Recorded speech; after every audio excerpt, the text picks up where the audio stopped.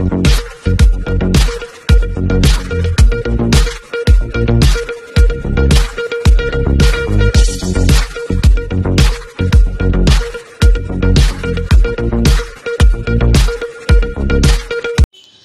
పట్టణంలోని స్థానిక bus depot నుండి రామదాస్ చౌరస్తా వరకు ఫార్మసిస్ట్ జిల్లా సంఘం తరపున బుధవారం నాడు ర్యాలీ నిర్వహించారు.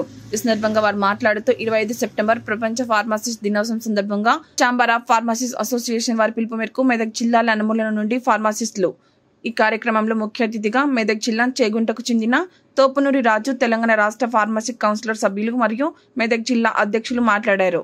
ఈ కార్యక్రమంలో మెదక్ జిల్లా కెమిస్ట్రీ అండ్ డ్రగ్గిస్ట్ అసోసియేషన్ ప్రధాన కార్యదర్శి సంగమేష్, మెదక్ ఏరియా అధ్యక్షులు రాగం శ్రీనివాస్, కార్యదర్శి శేషాచారి, కోశాధికారి రాధాకిషన్, ఫార్మసిస్ట్ కోఆర్డినేటర్ జుబేర్ అహ్మద్, ఫార్మసిస్టులు లక్ష్మీనారాయణ, రమణ, అశోక్, మనోహర్, శ్రీనివాస్, శ్రీహరి తదితరులు పాల్గొన్నారు.